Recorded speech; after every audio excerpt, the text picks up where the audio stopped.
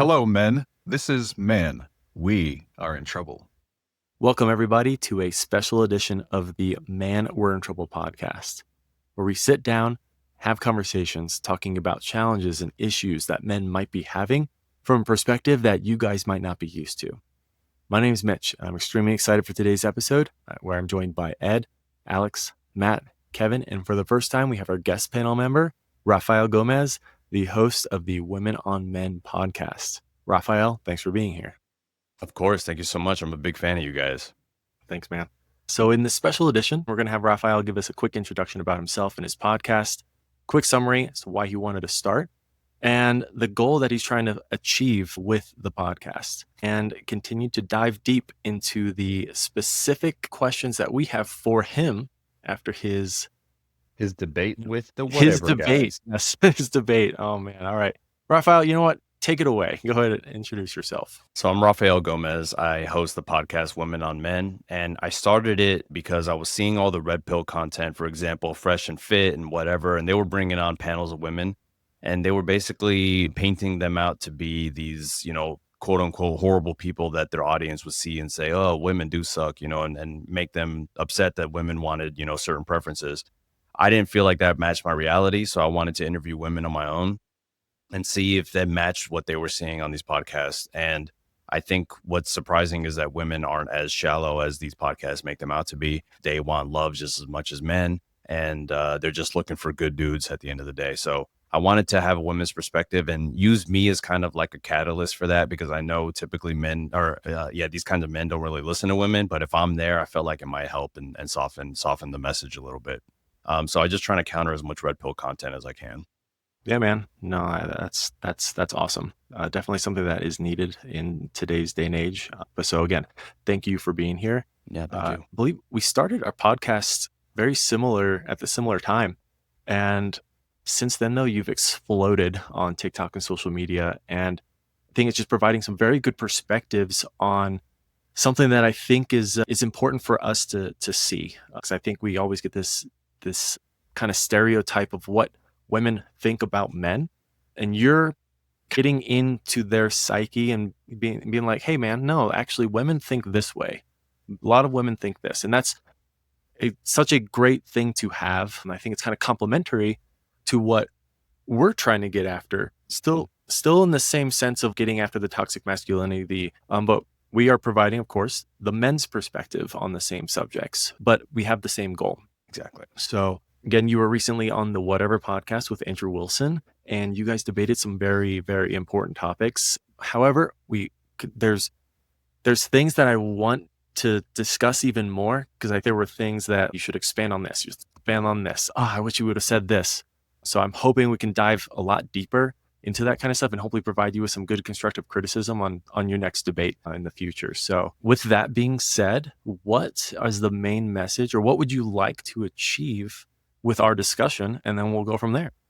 Yeah, I think, I went in to debate Andrew with the intention of trying to pull as many red pill men as I can, people on the fence. So I really would love to know, what other messages do you think can reach this audience, basically? What else can I say to them that might make them reconsider the current path they're on? Because I think my closing statement was very impassioned, like, hey, if it's working for you, go for it. But if it's not, I implore you to just seek other alternatives.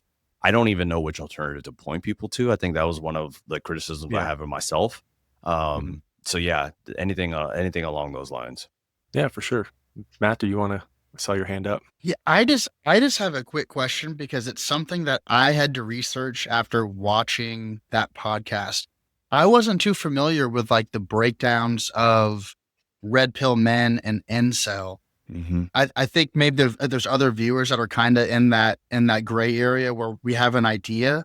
Yeah. I know now that I researched, but is that something we could talk about for a couple minutes, just to break out what it means to be in that category? Yeah. Yeah. No, do you mean red pill or incel, or both? Like, basically, I like both, just because I want to hear it from someone else, because I've only Googled it now. So like, I'm like, all right, I think I have an idea, but I'm sure there's other me's out there that are like, I don't really know exactly what it means to red pill or to fall into an incel category. Yeah. What's the red pill when it doesn't come from the mouth of a red pill dude? So in my head, when we talk red pill, I think it goes back to, or like originated from like the Matrix, the red pill, blue pill. And if you take the red pill, you open your mind, you see outside the box, you break out of the trance that you're in. That is, I think, the initial message of what red pill, taking the red pill means. But it has certain demographic. The blue pill was the trance is the feminism. In other ways, probably in their eyes, yeah. But I think again they grasped onto, that's the red pill. I need to be awakened, which ironically we say they're against woke, but they want to awake. It's anyways. So it's just like one of those things that like, hey, they associate anything. I think also red could be right-leaning politics also. I think that helped. That could also be perceived. Granted, I don't know the exact definition. I think it is different for everybody, but knowing Andrew was going to ask me for definitions is his favorite thing in the world. I had like a sheet of things that I wanted to have defined, predefined, so I could like speak to it. For red pill mode, the definition I even said to him during the debate was content that claims to reveal the truth about women but promotes misogyny is like my general definition. And I think there's probably better definitions, but that's the one that I wanted to focus on in terms of like what it's become or what it is now. And what a lot of these red pill kind of guys do is what they mean by the truth about women is that they're hypergamous, that they always want to date up. They want to date for money, status, that basically they want it's like they secretly want the traditional values, but society doesn't allow them to admit that that's what they deeply want inside. Like, I want a strong man who's decisive. Because that even came up, like the whole argument about submissiveness, and that they secretly want to be controlled, but the society doesn't encourage them to let go of. Exactly. Yeah. And then incel is involuntary celibacy, and basically it's like, I do remember a guy would like to go out and have sex with women, but they're not volunteering. Like, they're obviously, women are not having sex with them, so it's involuntary celibacy. They want to have sex, but they just can't make it happen. So that was when Andrew kept yelling, well, they can't get a prostitute, huh? They can't get a prostitute. That one. Which is also bad faith. It's coming back to me now. It's also bad faith. He's a Christian, so why in the world is he even trying to promote prostitution in any way? No, I think that was one of those things that was trying to jab at you. It's like, well, if it's involuntary, it was a bad faith argument on his end of like, he knows what it means, but he was like, well, it's involuntary, therefore I'm gonna just poke at that, because again, I think it's one of those key words of like, if they don't have an argument against the prostitution thing, they don't. So again, he's trying to get you down the rabbit hole. And he tries to score points at any opportunity. He's like, I can score a point on this because it doesn't, I can, and it's just like, you have to just watch out for that. Mm-hmm. Yeah, and it's definitely the wrong message to put out there to men that are trying to get out in the dating world, that are trying to find a partner or a mate. If you're like, oh, well, hey, if you can't find somebody to date and have intercourse with or make love to, whatever it may be, just get a prostitute. Nothing wrong with prostitution. We're not here to discuss that, but it's just like a weird approach when you're trying to talk about, coming from that red pill side of like being a man, right? Being this strong, dominant entity. You would think that they'd be very against the promotion of that option. Just coming from like what you hear on that side of the train tracks, you're like, wouldn't you want to be opposed to that? Yeah, it's the cheat code. Argue with you about it. Well, they shit on OnlyFans, people all day long. That's like their business model, and then they're going to recommend someone go get a prostitute. And at the same time, I think not only is it bad faith because I think he knows what it means, but I also think that isn't going to solve the problem, because I don't think, even if an incel hired a prostitute, I don't think that's going to satisfy them as like a woman who willingly enjoyed their company and they got to, be intimate together. Mm-hmm. And let's be real, they shit on OnlyFans, so they're probably ones that are buying the OnlyFans the most. Sure. And check their browser history. No. We got to check their hard drives for sure. So I have kind of a controversial like starting point on this though. So like kind of getting up to the point where what can we do to get people out of the rabbit hole? And y'all can have a different opinion on this, but I think actually using the term red pill, blue pill, incel, and that stuff actually exacerbates the problem simply because it's similar to that of you're a Republican, you're a Democrat, and they're playing sports teams. They don't necessarily care whether or not I'm red pill or blue pill. I'm now on the red pill. I need to make sure it wins no matter the cost, even if it's at the expense of something. And I think we need to kind of same with toxic, using the word toxic masculinity. As much as I like, that's how we describe things. I think using that term all the time can exacerbate the problem and prevent people from kind of opening themselves up to get out of that space because it's the sport team tribal mentality. And I don't know how we get away from that, but I think that is a possible solution is if we can start figuring out a way to get out of that tribalism, that sports team mentality, that is a step in the right direction.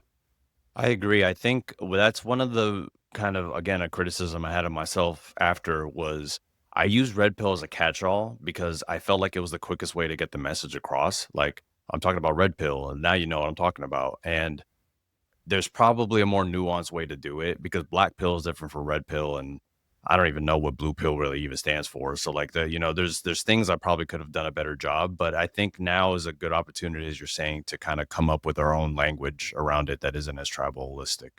Yeah, no, I would agree. I don't know if anybody else has an idea for that or if agrees with that sentiment, but I think if we're gonna find solutions to this problem, like I think we have to like be honest about why all these movements started, right? Because I think we can all agree that like Andrew Tate came up during COVID, right? It was kind of a counterbalance to like the feminist movement, and then now we have our own podcast, which is like a counterbalance to the red pill movement. So it's just like if we don't find the middle ground, it will just be a vicious cycle.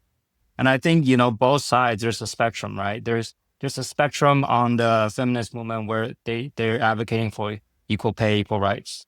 And then there's also a spectrum where like men are trash. All men are like rapists. On the red pill side, there's like, there's a spectrum. You go from like, hey, man, we want to be treated nice too. We don't want to be blamed for everything. And there's also like the extreme right where it's like, women suck, women shouldn't have rights. yeah. So it's like, if we keep, and all the podcasts we see that gets the most interactions are like the very far end of the spectrum. So I think if we don't get towards the middle, we'll never like find solutions. See, but you don't get towards the middle unless you sit down and have the conversation and then you listen.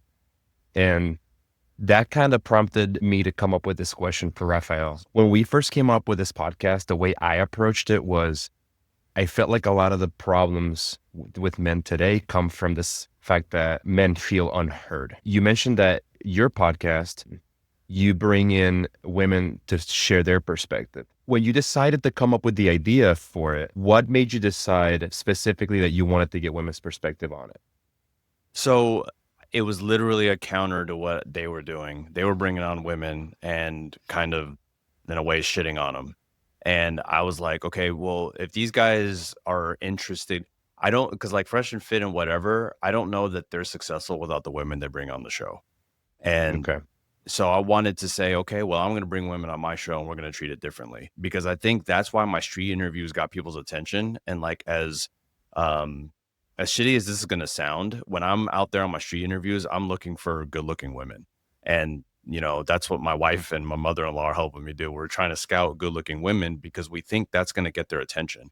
Because if I'm interviewing people that they don't find attractive, I don't think they're even going to pay attention.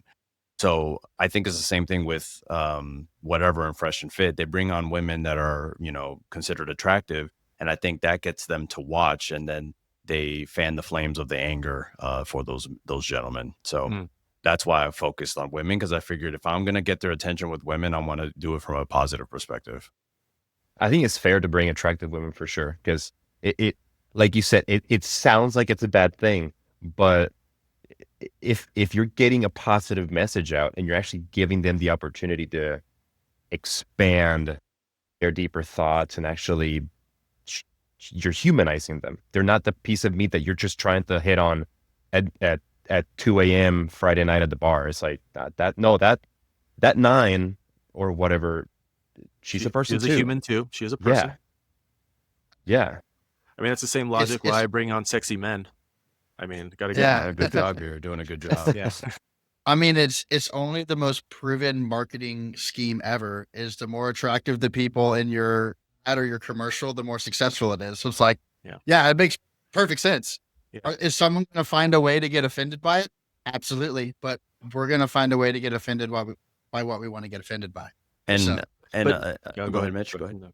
Oh, so I was actually, I made a jest about like bringing on attractive men, but like in reality, so like reading your comments, everyone was just berating you.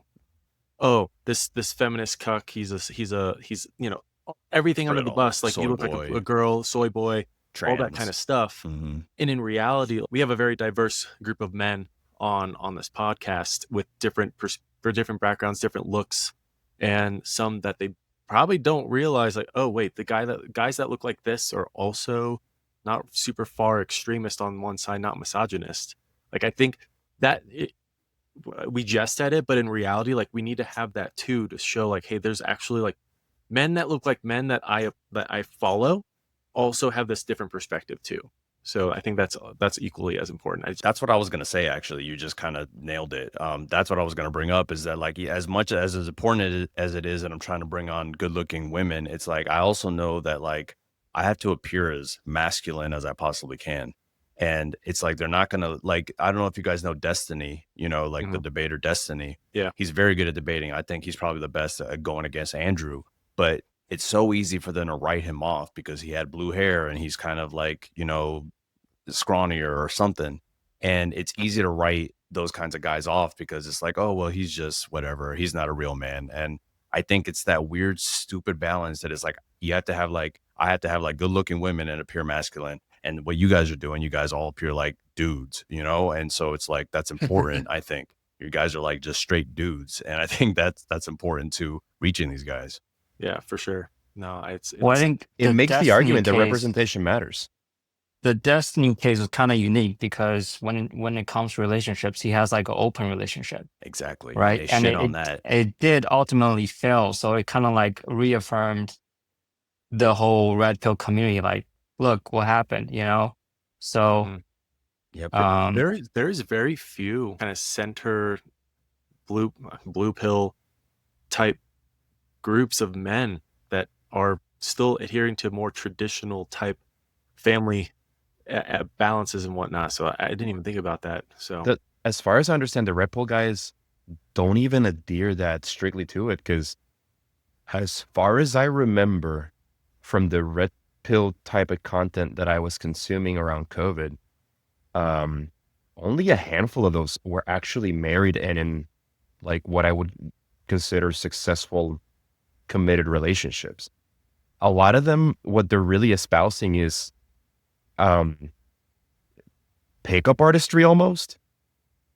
And hey, look at all the bitches I got, and this could be yours for the right price. Yeah. For the right price. Subscribe and I'll show you my plan of how I got here. Exactly. I mean, Myron Gaines of Fresh and Fit, he famously hasn't had a girlfriend for the majority of his life. He has one now, but it's open on his end, not hers. And he brags about that as a way. And yet he also says that the nuclear family is the most important part of, America. And yet he isn't going to get married because he doesn't believe in it. He's going to keep his relationship open.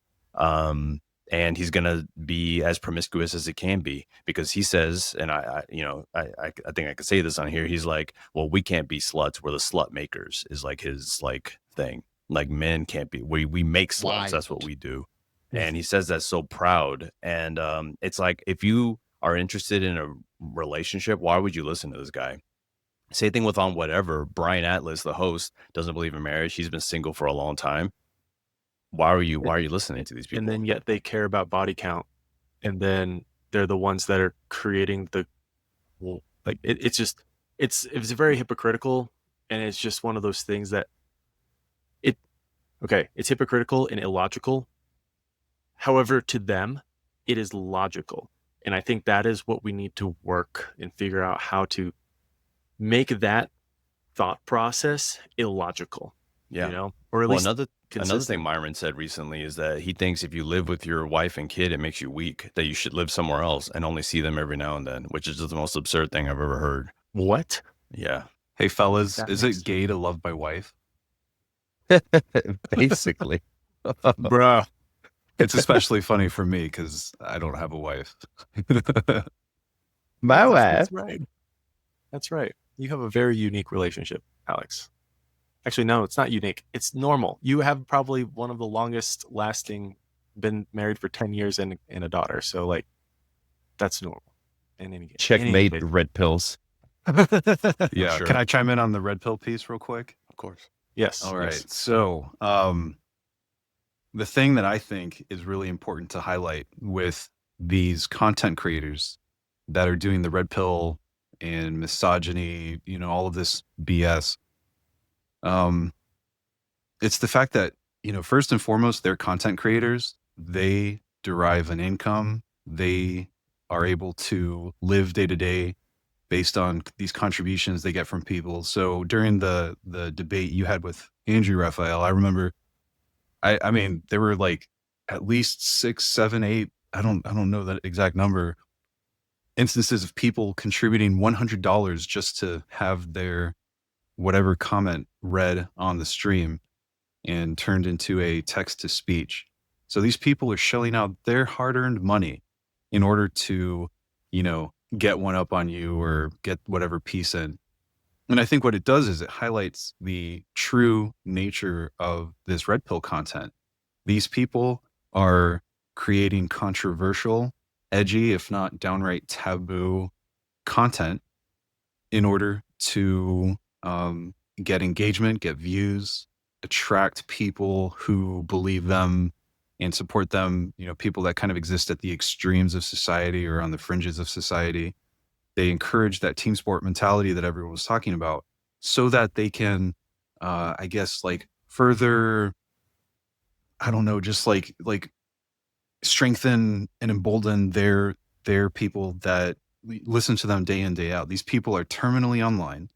I don't know what they do for real jobs, but like every time I hear, you know, I heard in the thing when I was listening, Andrew said that he was going to be on stream tomorrow and he was on stream the day before. And it's like, what the fuck do you do other than stream? You are a terminally online gremlin who has like, sounds like a fucking like dopey little kid. I don't know. His voice fucking, oh my God.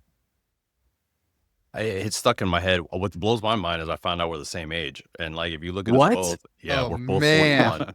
Dude. That's hilarious. Dude, Yeah. But there's no way y'all Your are the same age. moisturizer routine? Yeah, I thought you on were point. at least a decade younger. That's what everyone said Brutal. because a lot of the comment, because the next day with Oliver, I don't know if you guys watched, but he said, "How old are you, Oliver?" And he was like, "I'm 21." He was like, "Well, I'm 41 or something like that." And I was like, "Wait, I'm 41 or I'm about to be."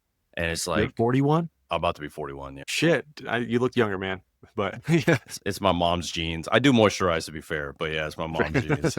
moisturize, that sounds Jet- like a blue-haired, blue-pilled Kamala voter. Yeah. How dare you Yeah. hear about your skin, man? As I was getting ready for the debate, I was like, man, if he knew I was That's moisturizing, gay, if he knew I was moisturizing, he's gonna rag on me. So I was like, I Fellas, can't the make it. gay to look Yeah. young? look young.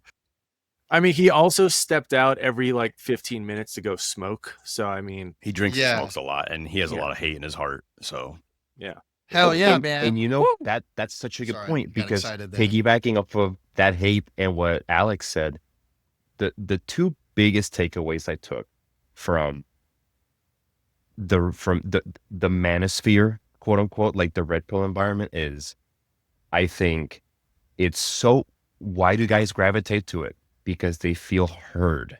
And because they feel heard from the angle of like the red pill taps to that anger because they're feeling a frustration. I Yeah. mean, they're trying to be part of this dating world. They're trying to women and they don't know how to women. And now they're being told, You don't need a women. Are You don't. you frustrated with bitches? Well, this is how you unlock the key. They deep inside want you to be like this, and that.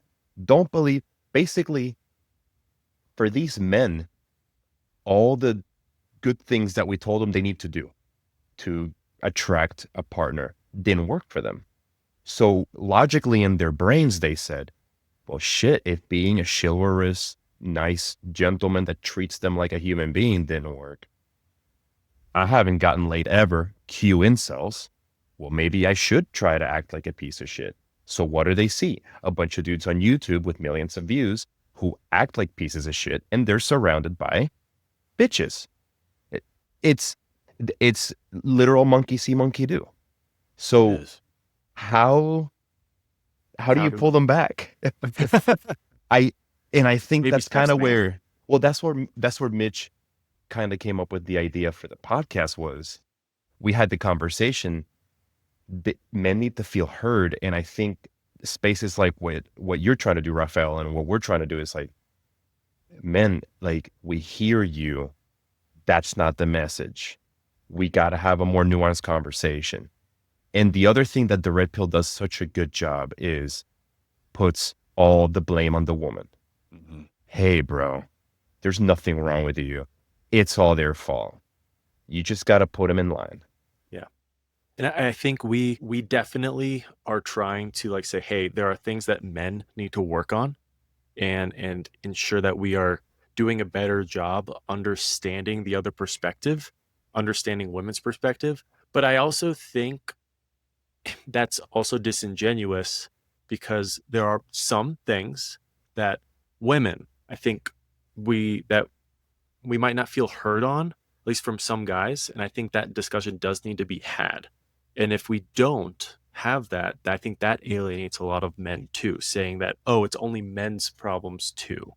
And so I think we're trying to find that balance. And I get it. It doesn't get a lot of clicks. It's not super controversial because we're having a discussion. But at the same time, like, I think with this conversation does need to happen. And we need to realize, like, hey, it's not all men's fault. It's not all women's fault. There are bits and pieces in between that we both need to work on. And we need to have that conversation to meet in the middle for some things.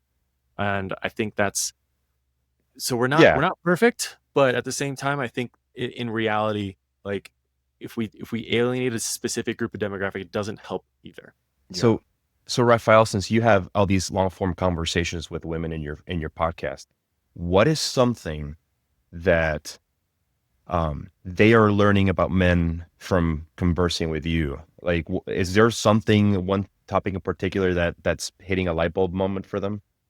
I think they're shocked I think one of the most interesting parts of the podcast is a segment called Partner Priorities, where I give them like 10 general traits of men and I say rank these from top to bottom, and then put your let me know what is most important to you initially, and then like deeper into the relationship, what changes. Because initially when you meet somebody, looks might really matter, but then like you're 10 years in, looks isn't probably even on the radar. Like you want reliability or something like that.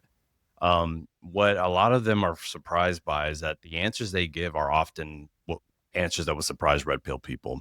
And when I tell them what the red pill guys are expecting women to answer, they're just shocked that it's like, no, that's not it at all. So I think they're not consuming red pill content, so they don't have any idea what's out there, but they're shocked that they don't see red pill people don't see personality as even like a factor in being attractive, which is absurd because it often is one of the major reasons someone likes you.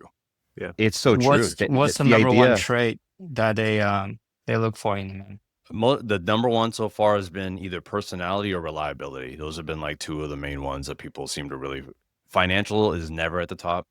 Looks has been in the top once. Confidence has been in the top. But looks has only been in once. Now that's my most recent episode that I haven't posted. I've been slow on posting too because I've been focusing on TikTok. But yeah. Do you think there's a possibility they don't put finance up top because they don't want to be ridiculed and because it's recorded?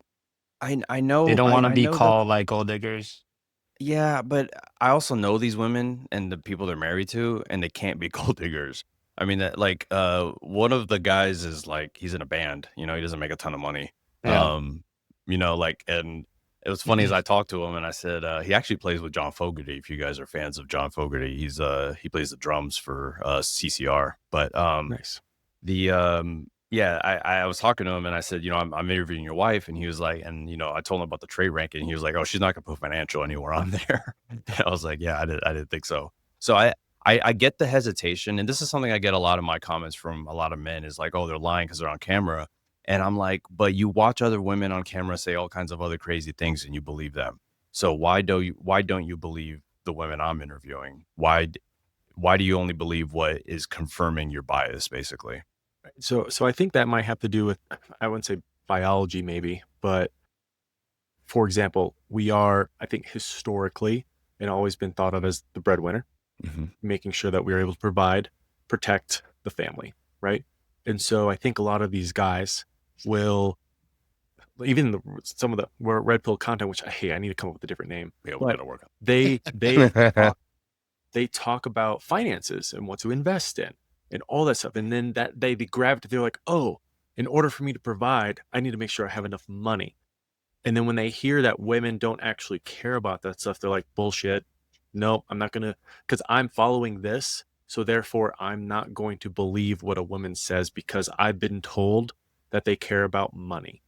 Granted, that also being said, I think women, certain types of women that these guys are appealed to are attractive and might be, their love language might be gift giving or gift receiving, and might be perceived as more gold digger type females.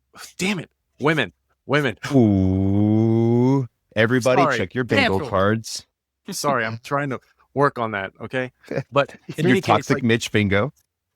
I understand, but I'm working on it. But that being said, I think some of those guys that are attracted to specific women are like, oh, they're clearly gold diggers. Every woman's a gold digger, and it reinforces their biases. So I think, again, it's just one of those things that we need to work on breaking out of that stereotype. But I think that could be a possibility, and it's gonna be hard because it's like kind of embedded into our biology almost. But Matt. So yeah, I got a couple random little things that fall back into that financial world. So one historical little fun fact, because I talked to my mom about these things, because we're in this shift between two different worlds, right? That industrial world and this new technological world. It's a completely different society, and we fall right in the middle of it. And I've talked about why men are different and they're hyper fixated on hookup culture and sexuality and power and dominance and all of these things. And one of the things my mom said to me, she goes, did you know that during my young adulthood, I wasn't allowed to have my own bank account without the consent of a man? I said, I didn't know that. And I've looked it up and I wanted to make sure I was right. 1974. And 1974 was the year that, what was it called here? The Equal Credit Opportunity Act was passed, and women were allowed to have their own independent bank accounts. So a lot of times you hear these red pill guys, I'm going to say it, talking about women shouldn't have rights. They shouldn't have jobs. They shouldn't have any of these things. And why are they still fighting for it? Whatever. They weren't considered equal. 1974 was only 51 years ago. And you could not go to the bank and apply for a credit card or a checking account without the written consent of a man. That's crazy to think about. That is in our lifetime. Most in of our parents' lifetime. parents, my mom was an adult. She was a grown woman at that point in her life. And it's just hard to process that to where we are now. And we still have men today that'll sit here and say, women shouldn't be paid this. They shouldn't be equal. They shouldn't be fair. They should not have choice over their own body or what they want to do with their lives. And we, men, should control that. Which shows you how disingenuous. It shows you how disingenuous the argument that Andrew was trying to make in the debate about trying to say that asking if women should have the right to vote is really just trying to have a conversation about our political leanings. It's like, how are you starting a good faith discussion with your partner about their political views with the most absurd? I'm not going to ask my girlfriend if she likes cats or dogs by starting, hey, do you think women should be allowed to own pets? Oh, what do you hate dogs? What do you hate dogs? Oh, so you hate dogs? Ridiculous. Show me the evidence. I couldn't believe like, that's what he okay. was like. That's the hill you wanted to die on. That like, yeah, I'm gonna ask a woman whether or not she thinks she should vote before I decide to date her. Like, okay, if that's your priority, I guess. That's wild. I It's mean, women should yeah. be asking that question. Do you think I should be allowed to vote? Like, that should be the question that they should ask, maybe. But like, I Well, don't think now it's who did you vote for? I don't know if you guys have seen a lot, but like I women on haven't seen dating, that. they'll be like, "Who'd you vote for?" And anytime the guy hesitates, they're like, "Oh, okay, Mm-hmm. Yep, yeah, we got it." Shit, I have seen that shit, too. that's a Yeah, but weird question for me as well. Because like I've being like my parents were like, you don't talk to other people about that. Like that is personal information. And now we're like wearing t-shirts, people are getting tattoos. It's all like it's an odd it's a first date question now. idiocracy type of It world. is. I mean, it's It's like now become. idiocracy wasn't supposed to be like a blueprint of what we're turning into, but it's like marketing scheme, clothing. It's an odd environment to try to navigate these days. But But also it's to Mitch's point about like how I think men have been told their whole lives, and at least our generation, and maybe even some of the generation that comes after us, that men are providers and protectors. But in today's world, women are making a lot of money. They're owning homes faster at a faster rate than a lot of young men. And I think a lot of men don't know how to handle that. One of the most popular videos I had was I asked women, "Would you date a man who earns less than you on the street?" And I think every woman said yes at one. And my comments were flooded with women that were saying, my husband makes 3 times less than I do, and I love him because he's great. I also had comments of like, I did date people who had less money, and I was fine with it, but he wasn't. He had a lot of issues with like his insecurities about me making more money, even though I didn't care about it. Um, so I think a lot of men have a lot of trouble shedding those old kind of stereotypes of what a man's supposed to be. And I think they're missing out on a lot of joy in their life because of that. I think it just has to do like we have to redefine what it means to be a provider and a protector. It doesn't necessarily have to mean you be financially providing, but being there, being mature enough, like cleaning the house, like doing the things that is providing Yeah. for the family. That is something that people I think tend to forget, that there are other things that just be giving you money. Like, Yeah. yes, it is a little bit more mental work. It is a little bit more like, oh, and I think that's what it is. Like some guys are lazy where they're just like, oh, it's easy for me to just give you money and that's me providing, rather than, okay, I have to appeal to your specific love language, give you quality time, clean the house, take care of the kids. Like that's also providing and protecting. Like it's but I think a lot of guys don't want to do the work yet. And I think that's what we need to help them with is like, hey, yes, it's hard. It is always hard, but it's totally worth it because it allows you to show that you are a provider and a protector of the family in just different ways than before. I also think the term protector is something that I find quite interesting because I think a lot of men, especially in these spaces, feel like they wear it like a badge of honor, like, oh, I'm a big tough guy. I'm going to protect my woman from, another guy. But most of the time, women feel like they need to be emotionally protected more than they need to be physically protected. And that is something a lot of men don't work on. Most men don't get into fistfights. Most men aren't fighting another guy for their woman or for their family. It just isn't Mhm. something that happens all the Yeah. time for most people. But they still get to wear this badge like I'm a protector. It's like, well, protect them emotionally as well. Like that's something that men have to work on. I think that's more important than can you fight somebody. Yeah, no, for sure.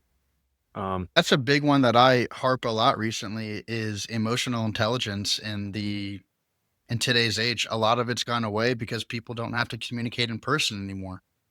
I think that's the shift from this in-person world that we grew up into the internet world that we're in now. Mhm. And we've touched on it in a couple other podcasts is we typically don't actually have to get face to face. I can sit behind my phone or, the computer and talk it out all day and say ugly things or say really sexual and sweet romantic things, but not have to do it in person. Yeah. So Back in the then day, that you had to, if you said something, you had to come face to face with people that you disagreed with on a regular basis. You had to learn how to be civil. And you also sometimes were inadvertently and against your will exposed to other points of views, sometimes for good, sometimes for bad. And now we all get to have our little echo chambers where if we're not careful, all we hear is what we want to hear. Mhm. Yeah, for sure. So If, go go ahead. ahead. If I can ask Kevin a question, because he mentioned something about you know, the kind of the accountability or what caused the red pill to start, like Right. what made men flock to it. One of the things I hear a lot from men is in my comments now, especially after the debate, is more like, you know, hey, I think you're right. There's something wrong with the red pill. But on the other side, we got to hold women accountable. And every time I ask the men, what do you mean by hold them accountable? What am I missing? I don't really ever get like an answer beyond maybe some misandry, which exists for sure. There's women on the Yeah. far side saying they hate men. But like, is there anything from your perspective that you know of that like women cause this? Because I have trouble blaming women for the men moving to the red pill. I'm glad you asked that because I think there's legitimate concerns on why young men are disenfranchised, right? And then there's really no healthy answer in mainstream. That's why they kind of flock to the red pill because they give them the illusion of empowerment. So there's the sexual market dynamic, right? The dating apps. It's really bad for men. Like if you're average attractiveness, like you probably get one matches a week versus a girl at your same level of attractiveness, they have 100 of them. Like I've experienced that in real life. I've dated girls, met in person, and she showed me like her dating app, and there's like 999 plus, right? And these are legitimate concerns that they can't get answers to. So I guess when you have entertained, it's like, hey, I fucked 10 bitches, but they can only fuck me. And they're like, oh, I want to do that. And then there's also the equality versus special treatment. I think these are legitimate questions. If we don't provide them answers, then they're gonna obviously get pushed to the right. So I think it's very important to have these conversations. Yeah. I think Go I, ahead. I would like to add one more thing to that. And I don't think it's necessary. I don't think it's consciously something women do, because I think men do this too, and we just don't realize it. And it's, we say we want one thing, and sometimes we end up getting something else. Like we might go to the grocery store saying, I want pizza, and I walk out with ice cream. And I think a lot of men are frustrated because they'll talk to a female friend like, hey, like, I heard it too. Mitch. I'm single. I like, what do I do? You know? And I feel like a lot of them are getting advice that sounds good, and then they're seeing a reality that isn't congruent with what, like, you'll ask a girl for advice on how to date other girls. It's like, sorry, a lot of times not the greatest advice, because it's very, it can come off very rose colored in a way. You know what I'm saying? Mm-hmm. Yeah.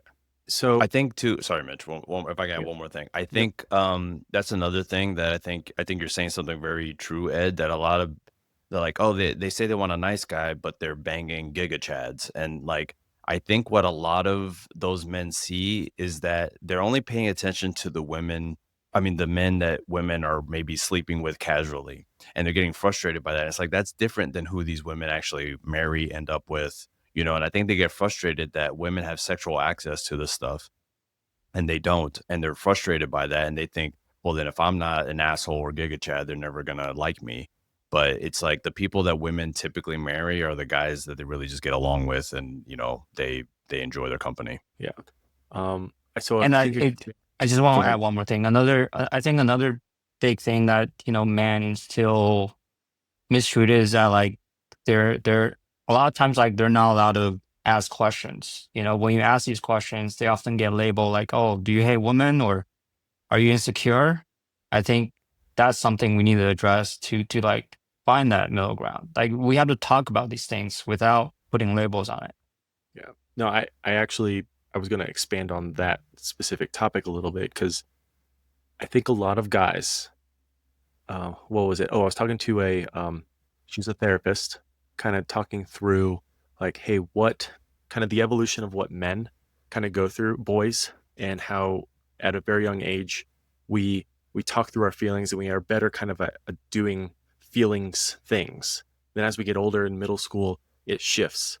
because of the demographic we get with boys and how we're not allowed to talk about our feelings anymore. We have to man up. We have to do this. Girls don't have that. They're able to expand on the feelings and whatnot. As we get older, as we age and date, I think men they don't understand, and we don't get taught how to talk through feelings. We don't get taught how to converse, socialize, date, and ask the right questions. And then when some guys do, they don't do it in a way that I think makes women feel good. And so I think it causes them to be seen as creepy. And a lot of women they're like, oh, you said it this way. I think you gave me the ick. And it might not necessarily mean the guy is trying to be creepy. He might just, I see this. I've seen this before in the movies. I've seen this before on the specific podcast of how I need to ask a girl out. It's not the right way in real world. But I think that is the challenge. So it's the whole like you're only creepy if you're ugly thing, right? Yeah. But if like someone hot says it, like it's not creepy. Right. But it's also a challenge. Pretty privilege works across the board too. Right. And then on Mitch's point too, from the other side of the equation, because I feel on the same vein, if women are very much encouraged to explore and express their feelings from a young age while men aren't, I think something that also happens is women aren't expecting to, or I guess prepared to feel or face men's emotions. So I don't think it's malicious. I don't think it's that they don't care. Maybe they're now dealing with something that they've never dealt before. So the same way we need to learn how to express our feelings, they might need to also have some grace and listen to us, and in the sense like, hey, give me a chance to try to let it out. Because that's another thing the red pill does, is it teaches guys this bro stoicism of real men just bury their feelings. It's so simple to just say suck it up. It's very Spartan like. It's very romantic. And I feel like a lot of men resonate with that message because they have experienced it in real life, where they open themselves up and then they get ridiculed by the other sex. So they're like, okay, I'm just never gonna say anything again. The problem is, though, I think it goes back to us not learning, or a lot of guys not learning how to have that emotional maturity and being able to develop our feelings and understanding of reacting to being dismissed or being pushed, not pushed aside, but like being put down. It's not the right word. I'm trying to think of the word. Not being like it's a response. Being rejected? Rejected, yes. So guys being rejected, they don't know necessarily how to respond to that, and they automatically just close up and like, oh, all women just don't like me. When in reality, if they just did the work and be like, why did I get rejected? Let me look through the X, Y, and Z of maybe why I got rejected by this specific girl. Because maybe it was my initial Tinder comment of, hey babe, want to go fuck? It might be something like, oh, didn't like me. Is this from She experience, rejected me. Mitch? No. Let me be devil's advocate here. I don't disagree with what you're saying, but to a highly red-pilled, frustrated young man, what I heard was, it's your fault, fix yourself. And again, back to what Kevin's saying, there's no accountability on the female half of the equation, on the woman's side. And yes, the F word. Ooh, sorry. Whoops. Hold on. Bingo card. That's your second one. That's your second one. Ooh, hold on. Is this tic-tac-toe? I got a third one. You didn't even catch your first You're one. out of here. We're holding each other accountable. That's awesome. Yeah. Now, would anybody disagree? Yeah. No, saying right. to women, hey, hear me out. Give me okay, did I say that? Mitch, who is Steve Galloway. You're asking for feedback. Scott Galloway, that's what it was. Yeah. So one of the things that he said when I listened to his podcast was the advice he gives to men is better yourself and and improve yourself and be a better version of yourself. The advice he would give to women is, if you go out on a date with a guy and he's not like Prince Charming and perfect on the first date, give the guy a second chance. Sit down and just try to have a conversation. So the solution at the end of the day all comes back to just listen to us too. I don't think it's toxic at all to just say, as men, we want to feel listened as well. Think, your devil's advocate is a very good point. And I think, but Mitch was saying something that I think is true as well. So here's how I would say in that scenario, I would hold a woman accountable. Excuse me. So I do think it's very important that men learn how to express their own emotions. For example, anger is often a secondary emotion to sadness. And the emotion that most men, I think, feel comfortable expressing is anger. And so I think a lot of times when men are opening up, anger kind of defaults, and that might put somebody off. That's one example. So I think if men do focus on how to regulate their emotions, either through reading or through therapy or through just understanding what they're feeling, they'll be better at expressing the emotions. Now, if somebody's really good at expressing their emotions and the woman reacts in a negative way, then I would say she's the one that needs to work on her emotional intelligence. Because if somebody's able to express themselves in a very calm and like open manner, if it pushes them away, then their emotional intelligence isn't strong, because part of emotional intelligence is being able to understand someone else's emotions and not like hold on to it, and being able to just understand it without making it your own emotion, basically. Yeah. And I think we do a bad job nowadays of communicating prior to, like, if you're worried about opening up, I think asking the question prior to, be like, hey, I have something really tough going on. Can I talk to you about this? Are you available for me to talk about this serious thing? Great. And I don't think we do enough of that. That's really good advice, in my opinion. I'm glad that's something that I have been preaching for a little bit. Yeah. And I recently actually had a conversation with my new girlfriend about it. I was like, hey, I want to hit the level. Wow. I want to get on the same playing field right now, level out here. This is how I like to communicate. Like, I will ask you beforehand, hey, I want to talk to you about something. It could be triggering, or if you're not in the right headspace to have a difficult conversation or a sensitive subject matter conversation, we can table it for another time. And I also asked that you do the same for me, because the situation was she had dropped something on me that I was like, whew, man, like, now that you've put it out there, it's going to be in my head forever. And I wasn't ready to hear that. Mm-hmm. Yes. Doesn't matter the situation. I've heard it now. It's too late. But like going forward, I think that open, healthy line of communication is to say, hey, I want to talk to you about something. It might be a little sensitive. Is right now a good time, or do you want to talk about it later? Yeah. I think, Mitch, I love that you said that, because I That's think so that's great. super That's healthy. solid. I think that's something that like I would prescribe at this point. Like, I think that's very good. I think that it is an automatic almost of like, we are expected as men to be the emotional garbage bin of the day, kind of like, oh, hey, you're the guy, you're stoic, you can absorb all of this for me. And in reality, it does take a toll on us, I think. For sure. And I think that is not something we discuss a lot.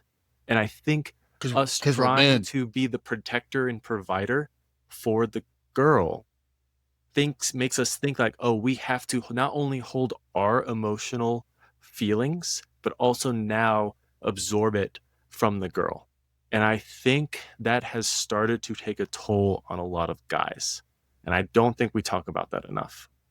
That's a good point. How would you counter when your partner says to you, well, because you're the man, you have to XYZ? What do you say? Because I say, okay, we'll get in the kitchen because you're the woman. Sounds awful, right? I say just like that. Sounds awful, Call right? her I a would red never pill expect you. femcel. Yeah. Yeah. Like, I would never expect you to do XYZ just because you have a vagina. So why are you expecting me to do this just because I have a penis? So I guess that's one healthy conversation we can have to hold each other accountable, where I'm like, hey, now, you don't get to have those undiscussed expectations from me I don't get to do the same to you. And it, Yeah. it all comes down to just sitting down and having that at the individual level and actually hearing each other out. Yeah. I think this is a really important topic, like expectations. Like in my dating experience, right, overwhelming amount of girls, they expect you to pay on the first date. So like what, I guess the questions that a lot of young men have is that like, it's like, why am I expected to do this, but then you have no responsibilities?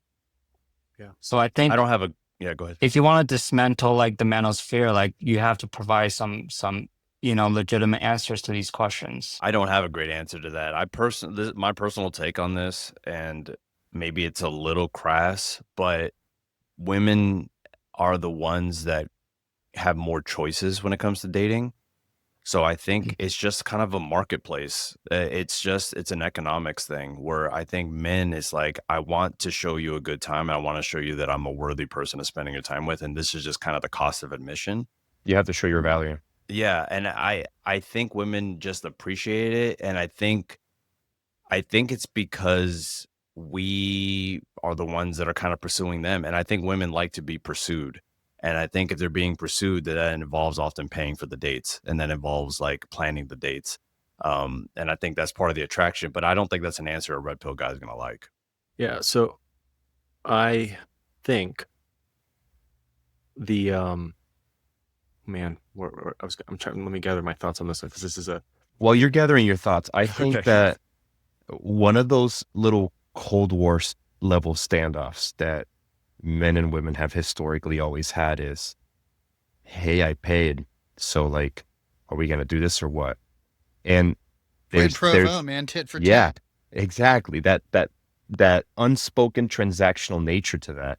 And I've always espoused, if women agreed to split the bill on the first date, you automatically eliminate that unspoken expectation. Like it puts also the power dynamic back in the middle.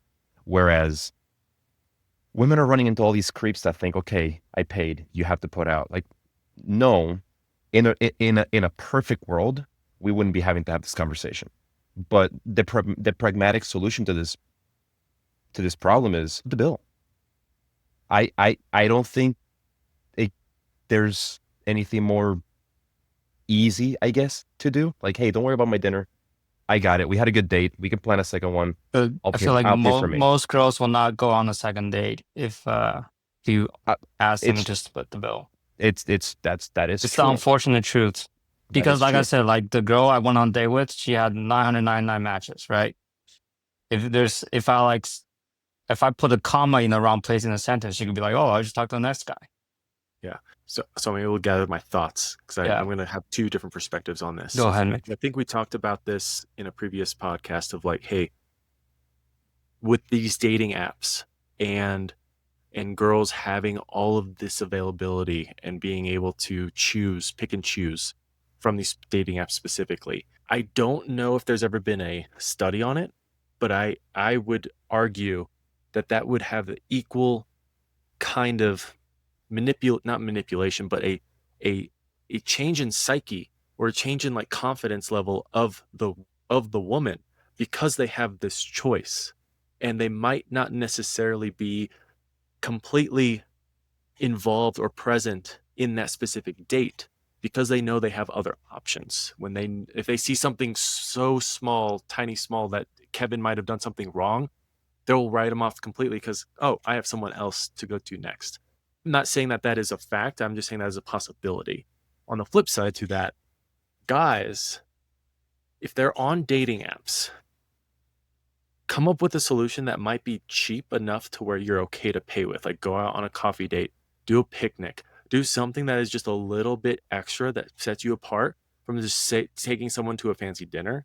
And that might get you into the door for a second date and being respectful. At the same time, I do think we need to start transitioning away from doing the dating app thing because it's creating a toxic hole of I of agree. people on both sides, of guys getting all of the girls, being the 10% attractive guy, getting all the girls. Then you have the 90% that don't get any. And it's creating that dynamic that is creating, I think, starting that red pill rabbit hole. And I think getting out of those dating apps is going to help solve that problem. I think you. Oh, go ahead. Yeah. Sorry. Oh, I think that's dating has turned almost into the same hellscape that finding a job is. Like it's before, and I'll look at it from the perspective of the woman. Back in the day, if you're in a small town, she had her choices to date were between Jeff, Greg, and Bob. And now, Greg in that scenario. yeah, dude. And now she's got the freaking like half the city at the palm of her hand. I don't think that that's healthy for anyone, regardless of gender. I don't think you and I are going to sit down and we're going to give each other enough grace to build rapport and get to the point where we can build a relationship when I have a battalion of hungry dudes just waiting. Just Way to bring the Not a army into this, battalion. man. yeah. I mean, that Battalion paints a of picture. men. That paints a Yeah. picture, a battalion of men. Yeah. Love it. Well, let's think about employers. Like, it is XYZ, store going to hire you if you're like pretty chill, but they got another 1,000 applicants with masters in underwater rocketry, Yeah. We've built this picture that the grass is always greener, but there's not that many shades of green. They don't exist. And these dating apps are creating an illusion of choice. And I mean, psychologists have studied I think it's called like choice paralysis or something like that. Like when you have too many choices. Analysis paralysis. That's it. When you have too many choices, you end up not actually making a decision versus when you have two. That's why Costco is so successful, because they only have limited options for you, and they're all of good quality. It just occurred to Yeah. me as you guys were talking that I feel like if I had to pick the catalyst for red pill communities, it's probably dating apps. Like that was probably the cause because men were that's where everyone was dating and a lot of men weren't getting dates. And a lot of men in real life now don't even know how to ask a woman out in person. Funny enough, on one of the latest videos I posted from the whatever debate when it was just me and Brian talking, Jamila Jamil, who is an actress on The Good Place, she followed that content. She's and she so posted, gorgeous. Oh my God. I know.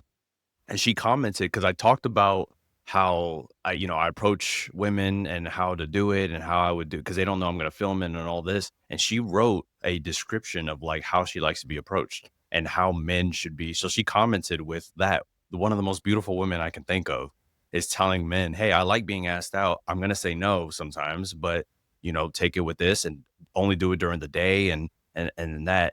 But I think a lot of men don't even know that. They don't know how to ask someone out in person. And it's like I grew up, I think we all did, probably grew up without the internet. I was asking girls out in preschool. I mean, like I was at it. And I feel like I don't know a world without that. But a lot of the men grew up in apps and they're like, I'm not getting picked. I'm upset. And now I have a community to vent my frustration to. Yeah, no, for sure. I do think the how, and I think that is possibly another avenue of how we could kind of help the guy community as to, I wouldn't say teach them how, but give them different options and ideas of the how of to do something because it doesn't get taught to us anymore. We don't know how to approach women. We don't know how. Yeah. My perspective on the how is one thing I learned from watching a close female friend date. What kind of is friend? that- Ooh. Third one. That's three strikes. Bingo. Man, you give me shit all the time, and Ooh. you're over here like, I'm just gonna say it. Yeah, but Okay. you're the host. It's your job to take the Oh, slack. it's okay. Oh, yeah. Okay, that's fair. Okay. Also, we have Mitch to have has been one- doing it for like a decade at least. Yeah. I'm not Mitch is Sorry, we need to have misogynistic one roots are toxic guy on this wide. show, and that's Ed. That's how we'll reach the Alright. red pills. We'll reach Yeah. the red pillars by Hey, I'm the making sure scout we- that goes and reconnaissance the red pill Ed, because he manosphere. says females, so therefore, yeah.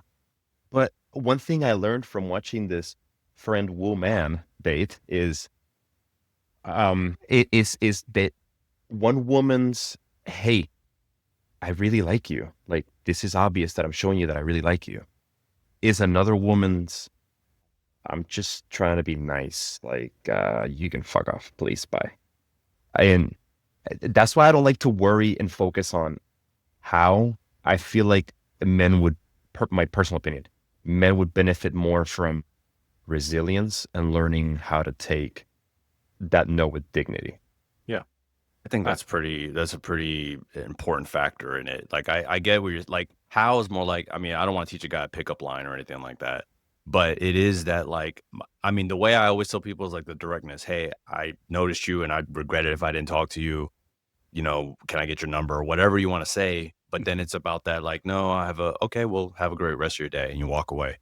And that gets you so far. In fact, I've heard women say that if you walk away with that kind of dignity, it actually sometimes attracts them to you. Like, it's sometimes like, wait a second. I was going to say that too. Yeah. Yeah.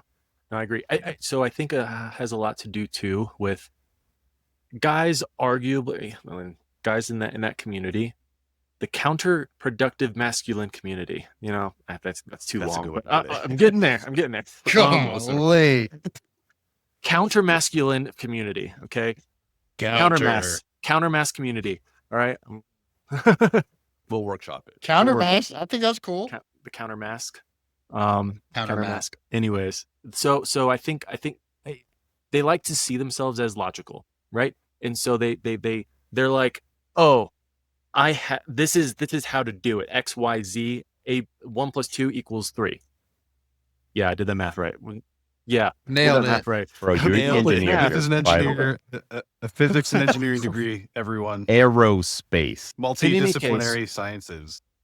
In any case, dude, Army strong, not Army smart. Okay. Yeah. So in any case, it's like, Bro, you're hey, half Asian. You're embarrassing us. I'm a quarter Asian. I get a quarter. pass. Okay. How much is a quarter though? That's the real question. That's kidding. Oh crap. Mitch, can you write a quarter in a fraction? I'm married, so it doesn't matter anymore. What about the other- decimals, bro? About the bad quarter. Okay. I make her happy in other ways. Oh, God, don't edit this out. Do not. Oh Yeah. no one's gonna listen to me now. We Dude, I thought went you were a there. virgin We this whole went time. there. Mitch, So, I think okay. you're having a difficult time, like, harnessing your emotions. Like, as a man, you should learn how to, like, not spiral when people are making fun of you. Bro, I've been made fun of because of Kevin, Alex, you guys throughout college for the last 20 years. You guys make fun of me all the time. Hey, as I'm your thinking I'm producer, okay. move it along, sir. Come on. So I think a lot of times we tend to be logical. We like to see ourselves as logical. And so if something doesn't match up with our pickup lines or getting girls from the logical sense, we're like, oh, it doesn't work. Therefore, they're wrong because I know the right answer type of thing. When in reality, it's like the art and science of leadership. We know the science part. It's the art of masculinity. That is some things that we are not good at and men are not good at nowadays. And it's like the art of picking up girls, the art of talking, the art of socializing. It is not a science. It is an art, and it can be it needs to be adaptive, it needs to be flexible, and you need to understand context, body language for any given situation. And that is something that I think a lot of guys don't know how to do well. I think that's a good point. You need to put yourself out there, and you need to practice, and Yes. and you're going to get rejected. And one point that's Where, very though? Where? true. Well, let me finish the point, because honestly, I don't know, because I don't leave the house. I want to touch on that, Kevin. I want to talk about that for sure. Yeah. But like, one point that the manosphere really loves to latch on to in a quote unquote toxic way is it's a numbers game, which they utilize to dehumanize women, to show you how you're going to get this piece of meat to sleep with you with these specific steps. But we need to find a productive way of saying it's a numbers game. Like, meet different people, explore different perspectives. Like, you're eventually going to meet that person. And when you make that really stupid joke and she laughs her snot off, like, that's the one. You know, the first 20 didn't think it was funny. Well, guess what? Maybe their personalities weren't going to jive with yours. So I want to talk about logic again, because I've been wanting to talk about this the whole time, and I'm glad we're on it. We've danced back to the logic piece because it goes back to Raphael and Andrew's debate. Quick update And there was a about point that, by in- the way. I just got a message that they asked me if I want to debate his wife. Whoa! Yeah. So Hot I said, take. you That'll can be Debate her in the interesting. biblical sense. Are we talking Old Testament or New don't- Testament? Wasn't his So, wife I- like sending messages during Yeah. your debate? I've actually had a back and forth Yes. with her online too. Yeah, I'm very familiar with Rachel Wilson. So I immediately said, yeah. All right. That'll be interesting, but I definitely think, oh man, that's going to be a different challenge altogether, because I think that's going to say like, hey, you're trying to be pro women, in that case feminist, but at the same time you're like, oh, you're against what I believe, therefore you're anti-feminist. So again, that's another practice. I feel like that's a completely separate discussion that we would For need sure. to have For to sure. expand I don't on, think she but- believes in feminism. No, she's Like- a basically she has a At lot all. of internalized misogyny, is what I would say. I think they call that a trad wife. Yeah. And yet she, and I'm not judging her when I say this, but I don't know if you guys know this about their relationship, but she had 3 kids from 2 different guys prior to their marriage out of wedlock. And now they have 5 kids together. And I believe they also had those kids out of wedlock. That's like the thing that is like out there. And I Good for had that in my them. back pocket ready if he ever wanted to get too personal. I was like, well, let's get personal then. But I didn't, Yeah. because I wanted to take the high road. But it's like, she is a Good trad for wife. you. Yeah. I think now, that can be a slippery slope, but I For also sure. think if that specific debate, I think, should be in a separate like discussion. Yeah. Because oh man, we could expand out on that one, but I kind of want to get back to like the, yeah, Matt, but- sorry. no, I think because No, I it's think okay. we all wanted to discuss this one but Matt, go ahead. Well, look, this one, I've thought about it all day ever since I listened to it. So y'all were going back and forth, Andrew and Raphael. And he said something about, oh, do you not focus on the logic? Is it not logical? Is it not logical? And I don't know if I had the quote 100% correct, but it was something along the lines of fuck the logic. That was it. That was And the they one. really hung on to it. And they were like, well, anything Raphael says is ill and void because he said, fuck the logic, blah, blah, blah, blah, blah. And I've sat here all day and I've stewed in it. And I'm like, he did say, fuck the logic. How do you come back from that? He already said it. It's out there. People are going to use that against him.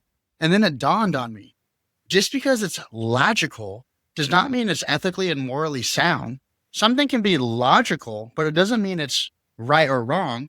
And if you actually start thinking about it more, Raphael's completely accurate in that. Fuck the logic. Just because I can say something is logical and portray it to make sense in a logical standpoint does not make me any Right. more right than the other person. Yeah. I So, appreciate the defense you just came to me at, because that has been following me around. All my social medias, I'm getting fuck the logic written on almost everything. And Yeah. I think that came up in the context of like, if a woman has the right to abort a child, then the father should, be able to back out. I'm like, no, if a woman has a child, the dad should take care of it. Where was the logic in that? I said, fuck the logic. Like, I think that's where it was. It was just like, no, I personally believe a dad should take care of their kid, period. End of story. Like, I don't care about the logic behind it. No, So that's kind of what I felt. no, and I think you know what else is not logical? What's not logical is Alex's point of a bunch of people sending $100 to be like, Raphael's fucking idiot. And that and then they disappeared. That is so not logical. Are you guys serious? Like, bunch of grown adults throwing $100 at this Andrew dude to be like, Dude. Raphael. You should be like, if someone spends $100 and just like berates you, be like, wow, he spent $100 on that. Cool. Wow. Good job, Yeah. man. Like Yeah, that's dude. Nothing it's is nothing more, logical. That's nothing. That's not. Yeah. There's no stronger piece of evidence for the fact that these dudes feel so unheard that Yeah. they're willing to throw $100 for some stupid quip for some guy on the internet to read it out loud. Like, Yeah. That's- No, it's It's a grift, I- I'm telling you. That's- It absolutely is. Peak But yeah, I loneliness. mean, I definitely know that, like, I probably went in more of an emotional appeal in general, into the debate. But yeah, I mean, I definitely like Andrew's gonna try to test logic is like his favorite thing to do. And because if my logic isn't sound, he wins. And I just was trying to refuse to play his game is kind of it. Is like it's like I see it like a basketball game. This guy likes to shoot the three. I'm gonna try to defend the three at all costs. And I'm not gonna let him play his game. Like that's kind of how I was trying to approach it. I know there's a lot I can do better for sure. Yeah, I think expanding on that though, I understand what you were trying to say, but the problem is that group of people, when they hear that, they will latch on, they will exacerbate it, and they will turn it into something that it wasn't originally intended to be. And so now the challenge is going to be to start off, I think, to recover from that, because you need to clear up, like, in order to like get people to understand and believe what you're going to say in this debate, rather than just them saying fuck the logic throughout the entire debate. I think there needs to be something at the beginning for your introduction again, and be like, hey, listen, I know I said this, but at the same time, this is what I meant by this, and this, and that sometimes the right thing isn't always logical, and that something along those lines, because again, we are human. We aren't always logical human beings in the sense that we would love to be. We would always love that everything to be logical. But as a leader, as a commander, as a guy, as people in love, like everything is not always logical. And that is okay. Yeah. It is okay for that. But I'm it's stealing everything you just said, by the way. yeah.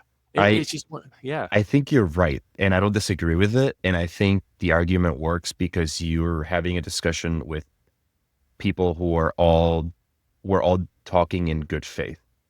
I think trying to bring that up in Yeah. debate number 2 there would not work with the likes of them. Yeah. I can see that too. One of the things I was going to try to do in my opening statement next time was at the end, I was going to say, and Andrew, if I can concede right now that you won this debate, can we just have a conversation? But I know that's not his style. Yeah. So, but hey, man, it's getting a little late, but hey, I really appreciate you being here. Really enjoy your conversation. I hope that you'll find the time to join us again one day. Just let me know, honestly. Just let me know, guys. This was fun. I think you guys are all dope. Anytime you want another voice, just let me know. For real, I'll make the time. Yeah. I got one Awesome. last closing question for Raphael, man. Like, you got your opening statement, and then you basically played chess with a pigeon who was shitting all over your chessboard. What? And you showed up with logic, and you showed up with facts, and you were ready to make your point. So, to close, is there a message that you would like to maybe share that you just did not get a chance to get out there in that debate? That's a good question. I mean, I feel like I only had one mission, and that was to say, if the red pill is working for you, then great. But if it's not working for you, what are you still doing there? What is it doing for you? If it's not getting you dates, and you're getting angry, and you're getting lonely, and you're getting more isolated, what is it accomplishing for you? Is it just that you feel more financially secure, or you feel like you're going to the gym more? You can do that without the red pill. That's absolutely like normal behavior for an adult male. So I think I didn't have any other intentions, honestly, other than to try to, not let Andrew bully me. And that's basically it. I was like, if I do I'll give you guys insight. So like I make a playlist of like fight music before I was preparing for the debate. Rocky was a big part of it. Nice. I said to myself, all I got to do is go the distance. That's all I want to do. I don't necessarily need to beat this guy, but if I go the distance, I did what I wanted to do. So I think I accomplished what I wanted to. And I think what I could probably do better is come from a more I don't know if empathy works with these guys, but a more empathetic approach to try to get more of them to see that maybe the red pill's not helping them if I can. That's probably what I would do more instead. But Andrew makes things so combative with his wife. I think we can like actually just talk, which is going to be great. She's a good debater too, but I think, she's not going to try to bully me, which is a totally different thing.